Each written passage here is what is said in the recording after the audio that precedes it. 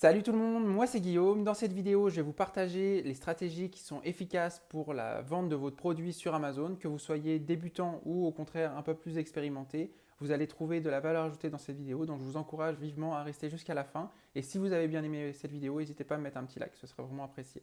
On se retrouve tout de suite. Donc c'est parti, on y va. On va voir ensemble les stratégies qui sont efficaces dans la vente sur Amazon en 2019. Donc vous avez, comme vous pouvez le voir, c'est 4 slides, donc c'est pas très très long. Donc je vous encourage quand même vivement à rester jusqu'à la fin. Comme je vous disais tout à l'heure, on va voir ensemble les stratégies pour les débutants, mais aussi les stratégies pour les experts. Donc, premier point, c'est d'avoir le bon mindset. Le bon mindset, ça veut dire quoi? Ça veut dire qu'il faut se mettre dans une situation où il y a tout à apprendre. C'est un nouveau modèle Amazon, c'est une nouvelle façon de procéder. Appliquer ce que vous savez sur votre site e-commerce directement sur Amazon, ça ne va pas forcément fonctionner. C'est vraiment une méthodologie qui est spécifique et j'insiste là-dessus. C'est vraiment important que vous puissiez vous former et vous soyez suffisamment curieux pour justement regarder des vidéos sur YouTube, regarder des blogs, regarder des astuces à droite et à gauche pour pouvoir être sûr de bien maîtriser les tenants et aboutissants de Amazon.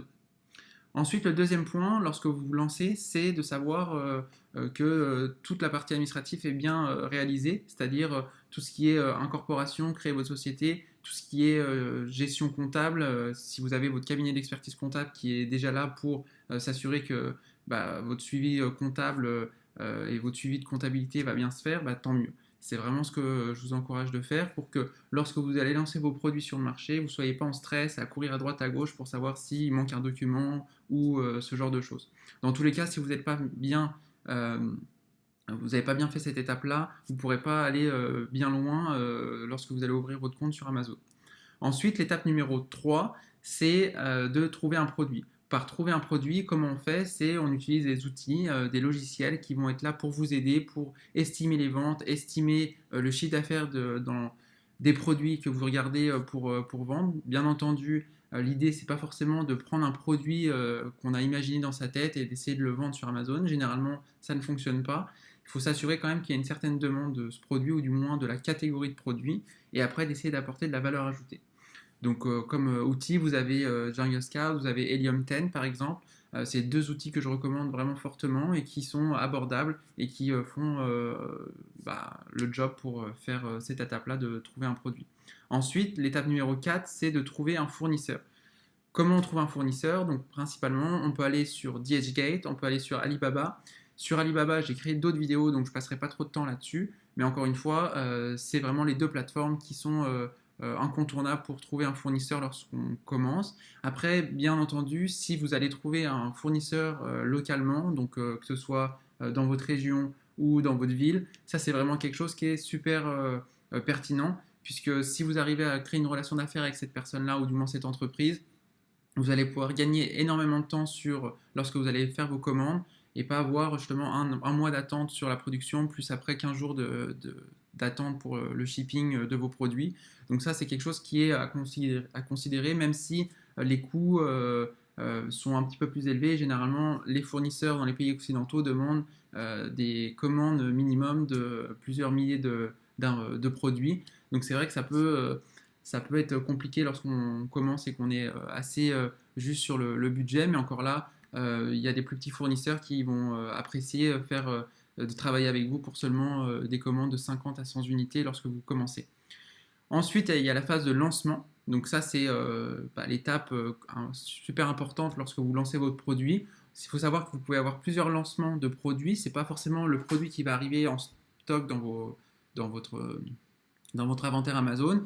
Vous pouvez très bien avoir votre inventaire qui va être arrivé, mettons, le 1er août, puis vous allez faire un lancement le 15 août, puis vous allez refaire un autre lancement le 1er septembre. C'est simplement une stratégie adoptée, c'est-à-dire que vous allez pouvoir baisser un petit peu les prix, vous allez mettre un peu plus d'argent sur les publicités sur Amazon, et ensuite vous allez générer un peu plus de ventes, ce qui va vous apporter normalement un peu plus de crédibilité d'un point de vue d'Amazon, d'un point de vue de l'algorithme, et vous allez être mieux positionné. Et petit à petit, l'idée c'est de se positionner sur des mots-clés qui sont pertinents et qui vous génèrent des ventes sur Amazon. Puis une fois que vous avez fait ça, vous allez pouvoir réduire un petit peu votre budget Amazon PPC tout en le gardant actif pour que vous puissiez défendre aussi vos positions parce que comme vous pouvez le savoir, il y a très peu de barrières à l'entrée pour vendre sur Amazon. Donc si vous avez été capable de le faire, il y a d'autres personnes et il y a d'autres concurrents potentiels qui vont pouvoir se mettre également sur le marché, avec les mêmes outils que vous, avec les mêmes stratégies. Donc c'est pour ça qu'il faut vraiment faire preuve de créativité lorsque vous vendez sur Amazon, parce que quelque chose qui peut bien marcher pendant 2 mois va plus forcément marcher le troisième mois et ainsi de suite. Donc c'est vraiment important de toujours se tenir informé sur les évolutions qui sont liées à Amazon. Et après, une fois que vous avez fait ce process-là sur un premier produit, et ben vous recommencez tout le process justement en trouvant un nouveau produit, en trouvant un fournisseur. Si ce n'est pas le fournisseur initial qui peut faire ce produit-là, vous lancez votre produit, puis c'est ça. Puis après, une fois que vous arrivez à 4-5 produits, c'est là où vous pouvez prétendre faire du chiffre d'affaires et aussi avoir une marge suffisamment intéressante pour vous dégager un salaire. Donc ça, c'était la stratégie pour les débutants. Maintenant, on va voir ensemble la stratégie pour les experts. Donc la stratégie pour les experts, elle est ici. Donc tout ce qui est à faire lorsque vous avez votre compte qui est bien paramétré, que vous avez commencé à générer quelques ventes, etc. Ce que vous pouvez faire, c'est regarder sur l'optimisation des fiches produits. Il y a toujours des choses à faire. Ça, c'est quelque chose, que vous soyez une grosse entreprise de cosmétiques ou que vous soyez au contraire une toute petite PME, une toute petite entreprise, il y a toujours des choses à faire sur la partie titre, bullet point, description d'entreprise. Ça, c'est vraiment les choses que quand on regarde la plupart des listings sur Amazon.ca, Amazon.fr, Amazon UK, il y a toujours place à l'amélioration là-dessus. Et le fait d'améliorer cette partie-là, ça va vous permettre justement d'être mieux référencé sur la partie organique et vous allez moins dépenser sur vos budgets publicitaires Amazon et par conséquent, vous allez être plus facile à trouver par vos consommateurs, par vos clients et c'est ça qu'on veut. Ensuite, sur la partie 2, on peut aussi optimiser le budget publicitaire, les mots-clés qui sont sur la partie stratégie Amazon PPC. Donc ça, c'est quelque chose qui se fait avec plusieurs outils, qui évoluent dans le temps, qui évoluent dépendamment de la saisonnalité également de vos produits. Donc ça, c'est quelque chose, on pourrait faire une vidéo à part entière sur ce sujet-là. Je vais pouvoir en faire une bientôt d'ailleurs sur ce sujet. Ensuite, en 3, on peut utiliser des outils comme ManyChat qui sont des chatbots qui vous permettent d'automatiser un petit peu la partie relation avec vos clients et qui va faire en sorte de favoriser que vos clients vous laissent un commentaire. Et c'est vrai qu'il y a très peu de vendeurs qui utilisent cette technique-là parce que ça nécessite quand même des compétences particulières. Je dirais pas des compétences avancées parce que tout le monde peut le faire, mais par contre, ça nécessite des compétences digitales qui peuvent être une barrière à l'entrée lorsque vous lancez avec ManyChat. Donc comment ça fonctionne? Vous pouvez insérer un mot de remerciement dans vos produits. Vous allez pouvoir mettre un QR code qui va pouvoir être scanné via Messenger. Et là, ça va intégrer vos prospects, vos clients dans une séquence dans laquelle vous allez pouvoir interagir avec vos clients et vous allez pouvoir leur demander tout simplement de laisser un commentaire sur Amazon et c'est comme ça que y a des listings qui se lancent en l'espace de 15 jours et qui ont la première semaine 20-30 commentaires alors que vous allez lancer votre produit puis vous allez vous rendre compte que vous allez avoir 2-3 commentaires sur l'espace de 4 mois. Et ça c'est ce qu'on veut éviter et on veut essayer d'arriver le plus rapidement possible à au moins 10 commentaires lorsque vous lancez votre produit. Ensuite, le quatrième point, c'est d'investir dans ces produits. Par investir dans ces produits, j'entends que bien souvent, les vendeurs qui se lancent sur Amazon vont faire en sorte de choisir des choix les plus cheap possibles. Et ça va être répercuté derrière sur le consommateur. Et malheureusement, ce n'est pas forcément la meilleure approche. Vous ne pourrez jamais concurrencer des entreprises chinoises qui vendent déjà sur votre marketplace en ayant des prix vers le bas. Moi, ce que je vous encourage, c'est toujours d'ajouter de la valeur ajoutée, mais par valeur ajoutée, j'entends apporter quelque chose de différent sur votre produit et même si ça se vend plus cher par rapport à tous vos autres concurrents, c'est pas grave. L'idée, c'est que le produit soit bien fait, que la qualité soit au rendez-vous et que vous puissiez transmettre cette qualité de produit en photo et via votre listing. Donc ça, c'est vraiment très important. Ensuite, le cinquième point, c'est la partie créer une bonne relation avec son fournisseur. Par bonne relation avec son fournisseur, il faut s'imaginer que si vous avez vos fournisseurs qui sont en Asie, vous vous rendez compte que vous n'êtes pas le seul client de ce fournisseur-là. C'est des personnes qui, bien souvent, sont des intermédiaires ou vous travaillez directement avec l'usine et c'est tant mieux. Mais vous allez faire affaire avec une personne qui a plusieurs clients à traiter dans la journée et qui, bien entendu, avec une commande de 100 unités ou 150 unités, vous n'allez pas faire partie forcément de ses priorités de la journée. Et donc pour lui, il va pas forcément, ou cette personne-là, elle va pas forcément apporter une grosse importance à votre compte. Et c'est là où les petites erreurs de qualité peuvent se produire et vous allez pouvoir éventuellement tester ça. C'est quand même important d'avoir une bonne relation avec son fournisseur. Si possible, rendez-vous sur place, que ce soit en Chine, que ce soit au Laos, au Vietnam, que ce soit dans d'autres pays en Asie où vous faites fabriquer vos produits, ou encore si vous avez la chance d'avoir vos fournisseurs qui sont situés localement. Allez rencontrer vos fournisseurs, créez une relation, faites ce qu'il faut pour que vous soyez un client perçu de manière où vous allez être considéré et vous n'allez pas, vous soucier de savoir si lorsque vous allez mettre un 3000 ou un 4000 ou un 5000 dollars sur la table lorsque vous allez faire une commande, vous n'allez pas vous soucier de savoir si vos produits vont arriver avec un taux de qualité de 100% ou au contraire si vous allez avoir des petits problèmes en chemin. Donc ça c'est quand même important de le signaler. Ensuite en 6, c'est d'ajouter une valeur ajoutée à vos produits. Donc ça, j'en ai parlé un petit peu tout à l'heure dans tout ce qui est investissement dans ces produits. L'idée, c'est d'apporter quelque chose qui va permettre au consommateur de se dire, ok, c'est ce produit-là que je veux, même si c'est un peu plus cher, je le veux, et je ne vais pas prendre les produits qui sont vendus à 10 dollars ou 10 euros par les vendeurs chinois, parce que ça ne m'intéresse pas. Et il y a aujourd'hui une clientèle pour des produits haut de gamme sur Amazon et qui sont très bien faits en termes de qualité.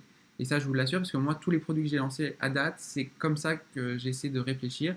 C'est d'apporter une valeur ajoutée et pour me différencier. Puis, bien souvent, je suis un des seuls vendeurs qui vend peut-être 5 à 10, voire 15 dollars de plus mes produits par rapport à mes concurrents. Et malgré tout, j'en vends peut-être un peu moins en termes de volume, mais en termes de marge, mes marges sont beaucoup plus importantes que la plupart des vendeurs sur Amazon, en tout cas dans ma catégorie de produits. Donc ça, c'était pour la stratégie pour les experts. J'espère que vous trouvez qu'il y a quand même une certaine valeur ajoutée dans cette vidéo. Moi, personnellement, je me rends compte que sur la plupart des gens qui parlent sur le sujet d'Amazon, les gens ne vont pas forcément au bout ou très profondément sur le sujet. Et ça m'ennuie un petit peu parce que moi, je suis vraiment là pour vous partager sans langue de bois ce qui fonctionne pas sur Amazon. Et l'idée, c'est comme ça qu'on crée une communauté. C'est comme ça qu'on avance et même moi je prétends pas savoir et avoir toutes les réponses à toutes les questions. Je suis sans arrêt en train de me renseigner, je suis sans arrêt très curieux sur les nouvelles façons, les nouvelles techniques pour optimiser mon compte Amazon. Donc voilà. Enfin, si jamais vous manquez de temps aujourd'hui, moi je suis un consultant Amazon en plus d'avoir ma marque de produits que je vends sur amazon.ca, amazon.com.